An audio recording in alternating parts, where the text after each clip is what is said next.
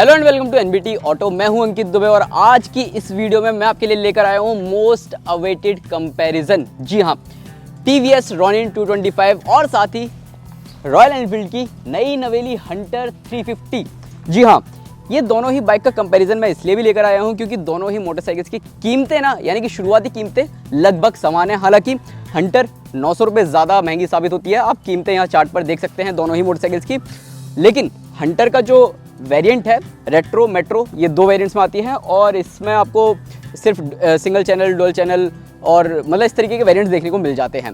अब दोनों ही मोटरसाइकिल्स में क्या कुछ खास देखने को मिलता है, आपको कौन सी खरीदनी चाहिए, आपकी चॉइस क्या रहेगी क्या नहीं रहेगी, खैर वो तो आप हमें कमेंट सेक्शन में बताएंगे ही। लेकिन इन दोनों ही मोटरसाइकिल्स में देखो, स्पेक शीट में आप तुलना ऑलरेडी कर चुके होंगे, देख चुके होंगे कि भैया किस मोटरसाइकिल का पलड़ा किस पे ज़्यादा भारी पड़ रहा है। लेकिन आमने सामने क्या कुछ खास देखने को मिलता है, आइए जानते हैं।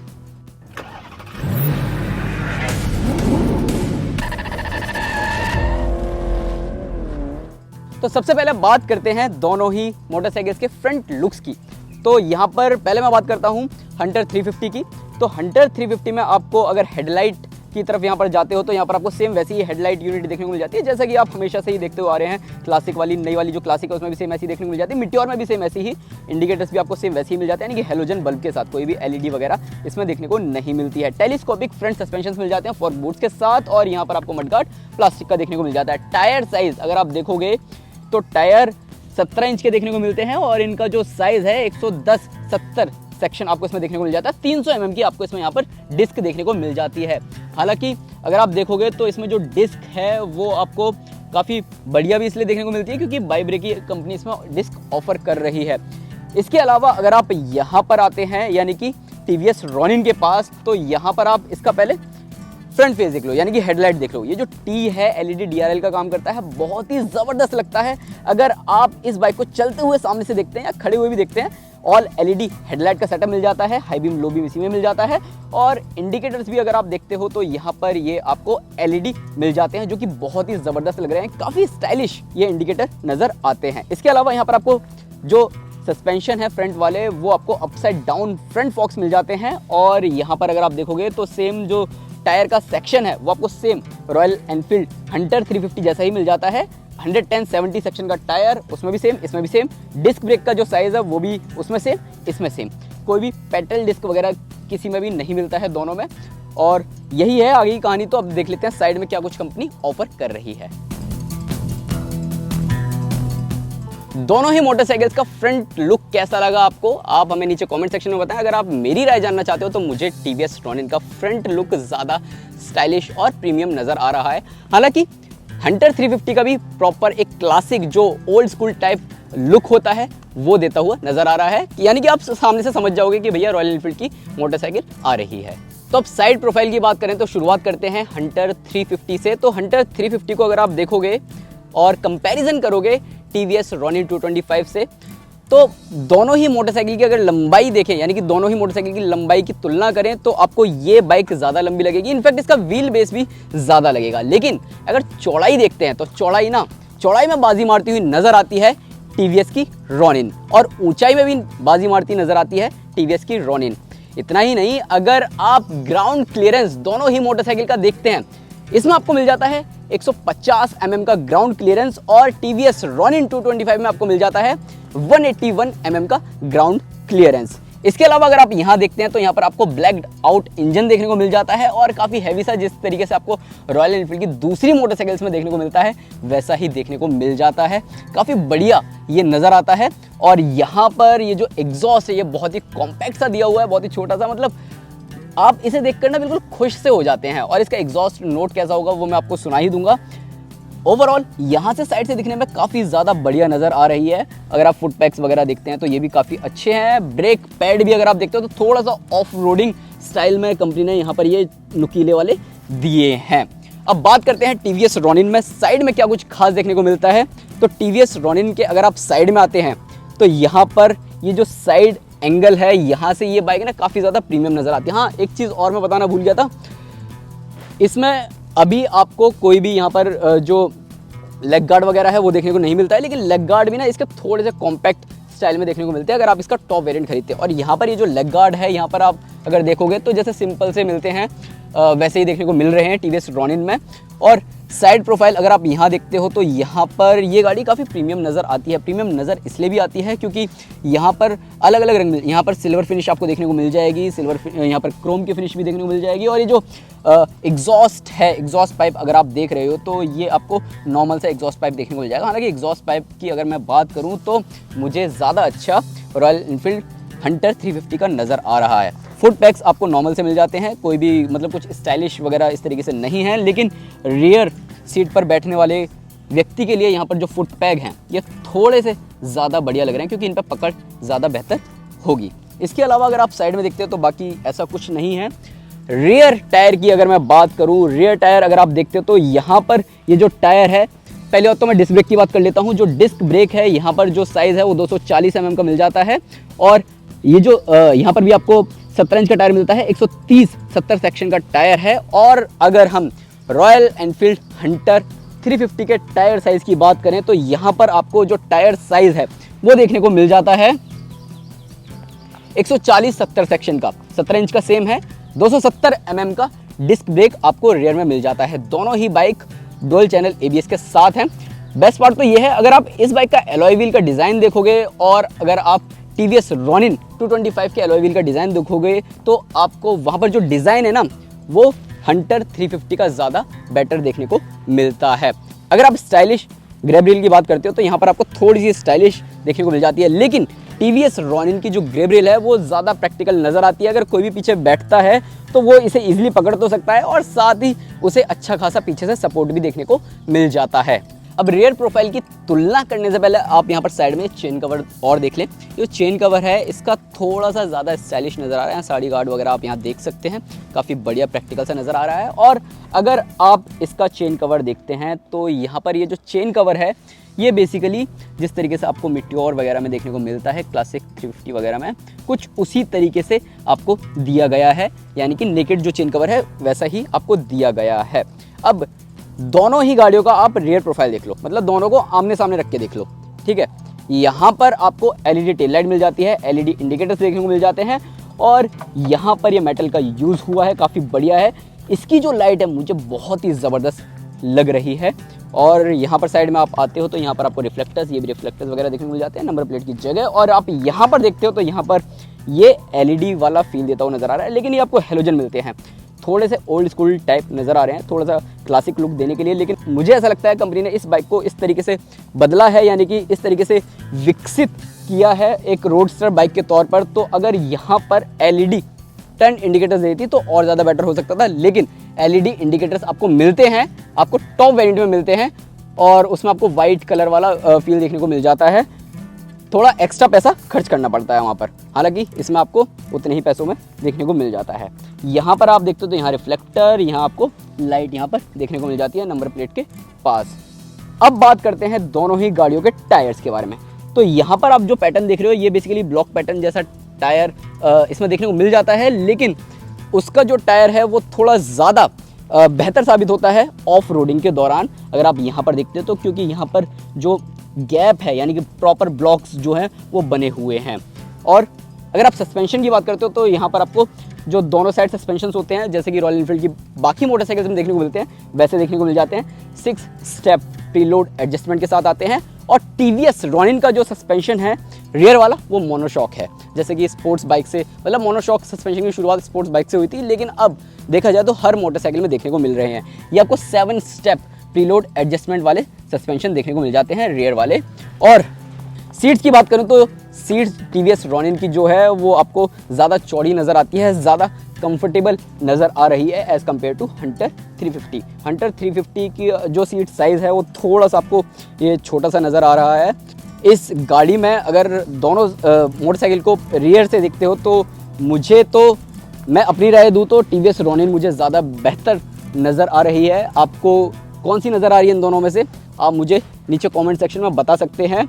और साइड से अगर आप देखोगे ना तो साइड से हंटर 350 आपको ज़्यादा बेहतर नज़र आएगी। देखो एक चीज़ जो मैं बताना भूल गया, फ्यूल टैंक। अब फ्यूल टैंक ना इसमें 13 लीटर का मिलता है और इसमें 14 लीटर का मिलता है। और माइलेज भी अगर हम देखें ना तो माइलेज आपको रॉनिन 225 में ज़्यादा देखने को मिल जाएगा। यानी कि अगर आप इस बाइक का टैंक फुल करवाते हैं तो जाहिर सी बात है इससे ज़्यादा ये रेंज देती हुई नज़र आएगी। अब दोनों ही मोटरसाइकिल की तुलना करते हैं एर्गोनॉमिक्स के साथ, यानी कि बैठने में कैसी है और आपको किस तरीके की राइडिंग पोजीशन मिलती है। तो अगर आप हंटर 350 पर बैठते हैं तो यहाँ पर आप बैठोगे, जो सीट हाइट है वो अगर आप देखते हो तो लगभग 800 mm की देखने को मिल जाती है, और यहाँ पर जो हैंडल है वो आपको फ्लैट वाला देखने को मिल जाता है, और जो स्विचेस वगैरह हैं ये आपको सेम वैसे ही क्लासिक नई वाली जो क्लासिक 350 थी और मिट्योर 350 जैसे ही देखने को मिल जाते हैं अगर स्विचेस वगैरह की आप बात करते हो, सेम वैसा ही इग्निशन बटन्स वगैरह। लेकिन इस मोटरसाइकिल का जो लोअर वेरिएंट है यानी कि रेट्रो वेरिएंट, उसमें आपको बिल्कुल अलग स्विचेस देखने को मिलते हैं। आपको बहुत ही क्लासिक वाले जो स्विचेस होते हैं पुराने ज़माने वाले वैसे देखने को मिलते हैं, यहाँ पर थोड़ा सा बदल दिया है। और अगर आप मीटर की बात करते हो तो यहाँ पर एनालॉग डिजिटल मीटर देखने को मिलता है। छोटा वाला जो पार्ट है MID वाला ये आपको डिजिटल देखने को मिल जाता है, और यहाँ पर ये एनालॉग देखने को मिल जाता है। हालांकि आप अलग से नेविगेशन ट्रिपर भी लगवा सकते हैं, उसके लिए आपको कुछ एक्स्ट्रा अमाउंट खर्च करना पड़ता है। लेकिन जो रेट्रो वाली मोटरसाइकिल है उसमें आपको जो मीटर है वो थोड़ा छोटा मिलता है। यानी कि अगर आप हंटर 350 रेट्रो को रॉनिन 225 से कंपेयर करते हैं तो आपको ज़्यादा छोटा मीटर देखने को मिलेगा, और उसमें उतनी ज़्यादा जानकारी देखने को नहीं मिलती है जितनी आपको इसमें मिल रही है। इसे आप अपने स्मार्टफोन वगैरह से भी कनेक्ट कर सकते हैं सिर्फ नेविगेशन के लिए। इसके अलावा अगर आप ये वाला जो पैटर्न देख रहे हो ना, ये पहले यहाँ देख लो, यानी कि हंटर 350 में देख लो ये वाला जो पैटर्न, अगर आप यहाँ पर नेविगेशन ट्रिपर नहीं देख रहे हैं। ठीक है, अब मैं चलता हूँ TVS रॉनिन के ऊपर बैठता हूँ और दिखाता हूँ वहाँ पर ये वाला पैटर्न किस तरीके से देखने को मिलता है। लगभग सेम ही मिलता है अगर आप देखोगे तो। यहाँ मैं TVS रॉनिन पर बैठ गया हूँ। इसके एर्गोनॉमिक्स के बारे में बताऊँ तो आप पहले यहाँ पर ये मीटर देख लो। अब ये भैया फुली डिजिटल इंस्ट्रूमेंट क्लस्टर है, यानी कि आपको इसमें सभी जानकारियाँ देखने को मिल जाती हैं। आपको इसमें gear position indicator, tachometer, odometer, fuel gauge, सारी जानकारियाँ आपको इसमें मिल जाती है। इनफैक्ट टाइम वगैरह भी देखने को मिल जाता है। और इतना ही नहीं, अगर आप इस मीटर को अपने स्मार्टफोन से कनेक्ट करते हैं तो उस स्मार्टफोन के जरिए भी टर्न बाय टर्न नेविगेशन जैसी जो जानकारी होती है वो भी आप हासिल कर सकते हो। और इसमें तमाम लाइट्स जलती हुई देखने को मिल जाती हैं जैसे कि आप देख ही रहे हो। और जिस तरीके से मैं बात कर रहा था ना ये पैटर्न की, तो देखो भैया मैंने आपको हंटर 350 का पैटर्न दिखाया था मीटर वाला, अब सेम यहाँ पर भी आपको वैसा ही देखने को मिल रहा है। अब आप खुद बताओ नीचे कमेंट करके कि भैया किसका पैटर्न किसने चुराया है और कौन पहले लेके आया कौन बाद में लेके आया। खैर ये नहीं पता, क्योंकि कंपनी जो R&D वगैरह करती है, जो डिज़ाइनिंग वगैरह करती है, उसमें कम से कम 4-5 साल से रिसर्च कर रही होती है, तो इस बारे में कुछ भी कहना ठीक नहीं होगा। अब यहाँ पर देखते हो आप नीचे की तरफ आप आते हो, स्विचेस वगैरह देखते हो तो ये ज़्यादा प्रीमियम देखने को मिल जाएंगे एज़ कम्पेयर टू हंटर 350, क्योंकि ये जो स्विचेस हैं इनकी क्वालिटी थोड़ी ज़्यादा बेटर देखने को मिल रही है। प्रॉपर एक प्रीमियम फील वाला देखने को मिलता है। इतना ही नहीं, आपको इसमें राइडिंग मोड्स भी मिल जाते हैं, रेन और रोड, जबकि आपको उस बाइक में यानी कि हंटर 350 में कोई भी राइडिंग मोड्स वगैरह देखने को नहीं मिलते हैं। अब दोनों ही मोटरसाइकिल्स के रियर व्यू मिरर को देखते हैं। तो यहाँ पर इस रियर व्यू मिरर को आप देख लो किस तरीके से कंपनी ने डिज़ाइन किया है, और यहाँ पर इसके रियर व्यू मिरर को देख लो। ये बिल्कुल सिंपल सा जिस तरीके से आपको क्लासिक वगैरह में देखने को मिलता है वैसा ही है, और इसका काफ़ी स्ट्रॉन्ग ये नज़र आ रहा है और काफ़ी स्टाइलिश नज़र आ रहा है प्रीमियम फील देने के लिए। ओवरऑल अगर मैं बात करूं पैकेजिंग की, तो पैकेजिंग के मामले में TVS रॉनिन हंटर 350 से ज़्यादा बेहतर साबित हो रही है। अब तुलना करते हैं इन दोनों ही मोटरसाइकिल्स के इंजन को लेकर। जी हाँ, आखिर में तो हंटर 350 में आपको सेम वही इंजन मिल जाता है। एक चीज़ जो मैं बताना भूल गया था, इस गाड़ी को भी सेम उसी प्लेटफॉर्म पर बनाया गया है जिस पर नई वाली क्लासिक 350 और मिट्योर 350 को बनाया गया था, यानी कि J सीरीज़ वाला जो प्लेटफॉर्म इसमें इस्तेमाल किया गया है। अब इसका जो इंजन है वो भी सेम मिट्योर और क्लासिक वाला ही मिलता है। 349 सीसी का सिंगल सिलेंडर 2 वॉल्व इंजन मिलता है, और इस इंजन के अगर हम पावर आउटपुट की बात करें तो आपको 20.4 PS की पावर मिल जाती है, और साथ ही आपको 27 न्यूटन मीटर का टॉर्क मिल जाता है। 5 स्पीड ट्रांसमिशन के साथ आता है। हालांकि जो इसके ट्रांसमिशन के साथ जो क्लच है वो आपको नॉर्मल मिलता है।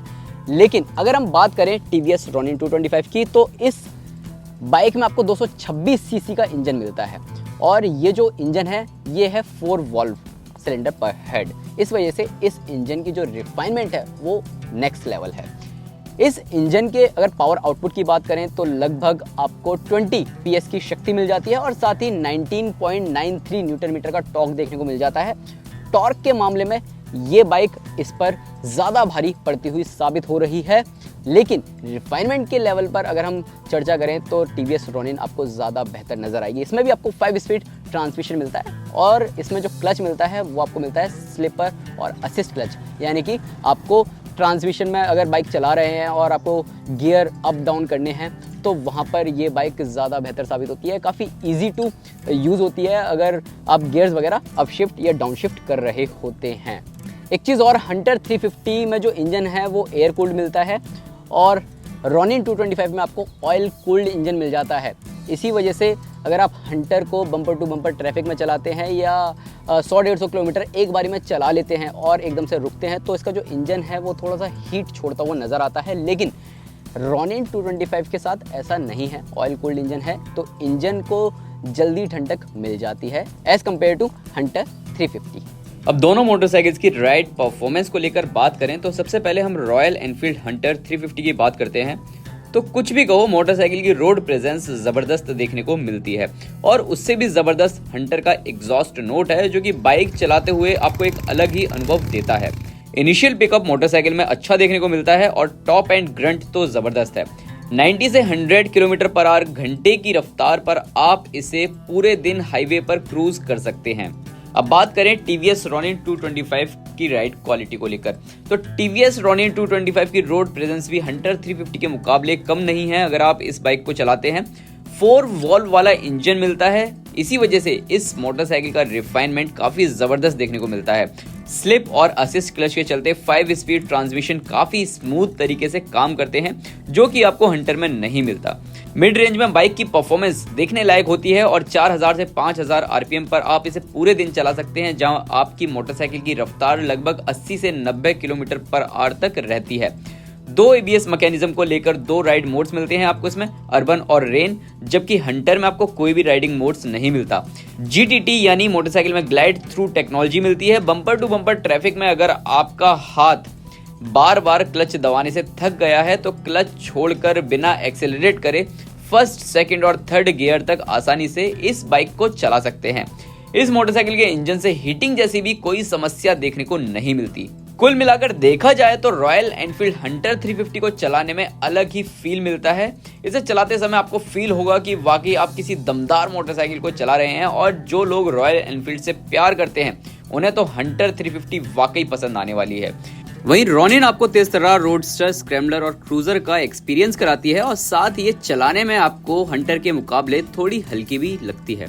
तो दोस्तों उम्मीद करता हूँ हंटर 350 और TVS रोनिन 225 का ये कंपैरिजन वीडियो आपको NBT ऑटो पर पसंद आया होगा। और अगर आप मेरा फैसला जानना चाहते हैं कि इन दोनों बाइक में कौन सी खरीदी जाए तो देखो भैया, अगर आपको फीचर्स चाहिए और आपको एक प्रीमियमनेस चाहिए और साथ ही कंफर्टेबल राइड और रिफाइंड इंजन चाहिए तो आपके लिए रोनिन 225 ज़्यादा बेहतर साबित होगी। लेकिन अगर आपको एक क्लासिक लुक चाहिए और आपको रॉयल एनफील्ड का टैग और आपको जो रॉयल एनफील्ड की आवाज़ होती है वो चाहिए, थोड़ी सी कंफर्टेबल राइड चाहिए, आपको लंबी दूरी की यात्रा करनी है तो वहाँ के लिए आपको हंटर 350 ज़्यादा बेहतर साबित होगी। हालांकि लंबी दूरी की यात्रा तो आप रोनिन 225 के साथ भी कर सकते हैं, लेकिन फील आपको रॉयल एनफील्ड वाला हंटर 350 में ही देखने को मिलेगा।